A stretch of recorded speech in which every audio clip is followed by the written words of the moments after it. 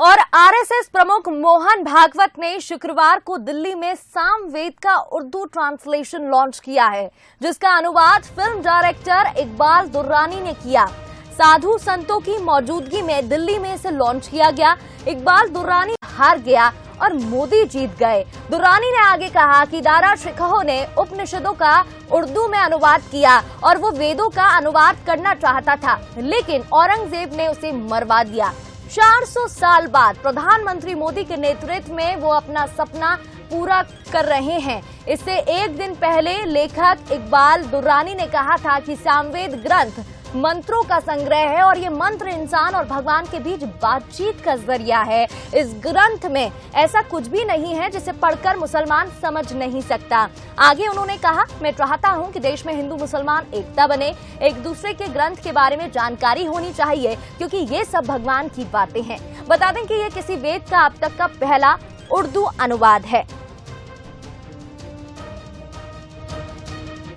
हम लोगों को अंदर की इस शिक्षा का भान वेद करा देते हैं। हम जानते हैं सारी दुनिया को आज इसकी जरूरत है। सारी दुनिया में कलह है, मनुष्यों का आपस में तो है ही, मनुष्य का सृष्टि से भी है। इसका सॉल्यूशन क्या है? इसका सॉल्यूशन मलम पट्टी नहीं होती, अंदर से बदलना पड़ता है। यह संकट मनुष्य ने बुलाया है, अपने करतूतों से पैदा किया है, उसको उसी को नष्ट करना पड़ेगा। इसलिए उसको अपनी सोच में बदलाव लाना पड़ेगा। अपने तरीकों पर बहुत कायम रहे तो भी चलेगा, लेकिन सोच को तो बदलना पड़ेगा। तरीके अपने अपने, सबको प्यारे, तरीके न्यारे न्यारे, सबके ठीक सहारे। तो दिल्ली में इसका लॉन्च किया गया है और पहली बार वेद का अनुवाद किया गया है, भागवत ने लॉन्च किया है। तो चलिए इस खबर पर अधिक बातचीत करेंगे। हमारे साथ न्यूज हेड शरद द्विवेदी जी जुड़ गए हैं। शरद जी, ये पहली दफा है जब किसी उर्दू भाषा में 4 वेदों में से किसी एक वेद का ट्रांसलेशन हुआ है। कहीं ना कहीं जो हमारी भारतीय सभ्यता है उसमें सर्वधर्म संभाव का एक जो धारणा है उसका संदेश देने का यहाँ प्रयास, गंगा जमुना तहजीब उसका यहाँ संदेश देने का प्रयास किया गया है। और कहीं ना कहीं जो बीजेपी के लिए एक सोच मानी जाती है एंटी मुस्लिम पार्टी की, उसे अलग करते हुए तोड़ने का प्रयास इसे देख सकते हैं। क्या कुछ मायने?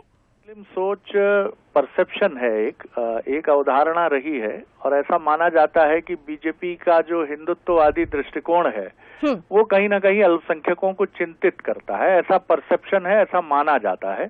और इसमें इस दृष्टि से सच्चाई भी है कि शायद अल्पसंख्यकों को लगता है कि ये हिंदुत्व और हिंदू की तरफ झुकी हुई पार्टी है, लेकिन बीजेपी मुसलमानों की विरोधी है या एंटी मुस्लिम है, ये सच्ची बात नहीं है। इसीलिए इस परसेप्शन को, इस छवि को तोड़ने के लिए ये बात पहले भी उठी है, पहला मौका नहीं है। चाहे मोहन भागवत जी का मस्जिद जाना हो या 2021 के आसपास उनकी किताब जो थी भविष्य का भारत, उसका उर्दू में अनुवाद हो, या फिर अब फिल्म निर्माता निर्देशक इकबाल दुर्रानी की तरफ से सामवेद का उर्दू में अनुवाद हो। और ये कहते हुए अनुवाद हो कि दारा शिकोह जो भाई थे, औरंगजेब ने उनको इसलिए मरवा दिया था कि वो उपनिषदों का उन्होंने अनुवाद किया था और बाद में वेदों का वो अनुवाद करने वाले थे। तो इकबाल दुर्रानी ने आज ये भी कहा कि औरंगजेब हार गया, मोदी जीत गए। तो ये मैसेजिंग कहीं ना कहीं इस तरह की है और हमें ऐसा लगता है, जैसा समीक्षक मानते हैं, कि 2024 में बीजेपी अगर हैट्रिक सत्ता की बनाती है, जिसको लेकर वो बहुत आशान्वित भी है, तो एक बड़ा परिवर्तन बीजेपी की नीतियों में हमें नजर आएगा, जिसमें अल्पसंख्यकों को टिकट देना, पार्टी में, संगठन में उनका एक निश्चित तौर पर स्थान सुनिश्चित करना, क्योंकि देश में मुसलमानों की संख्या करीब करीब 30 करोड़ या उससे भी अधिक है। और 140 करोड़ के देश में आप 30 करोड़ मुसलमानों को जब तक अपने साथ नहीं जोड़ते हैं, आपकी राजनीति की धारा उत्तर भारत में जहां हिंदू बहुल पट्टी है वहां आपकी धारा बहती रहेगी, लेकिन दक्षिण भारत में जब से आप प्रवेश करते हैं और खासतौर से तेलंगाना, आंध्र प्रदेश, केरल, तो इन सारी जगहों पर बीजेपी कहीं ना कहीं एक अवरोध महसूस करती है।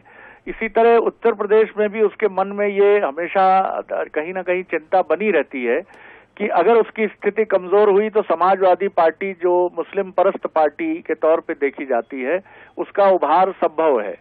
और जिस तरह से ओवैसी जैसे नेता परिदृश्य में बने हैं, तो बीजेपी ये जानती है कि उसके पास अकलियतों की नुमाइंदगी करने वाले नेता नहीं होंगे। उसकी नीतियां अगर अकलियतों की तरफ यानी माइनॉरिटीज की तरफ नहीं झुकेंगी तो बड़ी परेशानी होगी।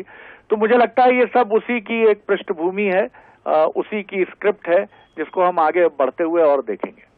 बिल्कुल, बहुत बहुत शुक्रिया चरत जी तमाम बातचीत के लिए। तो देखिए यहाँ पर अब उर्दू में सामवेद का ट्रांसलेशन किया गया है, पहली बार वेद का अनुवाद यहाँ पर हुआ है और साथ में बड़ी बात यहाँ पर की गई है कि औरंगजेब हार गया, मोदी जीत गए। तो इकबाल दुर्रानी ने ट्रांसलेशन किया है और साथ में ये बात भी कही है।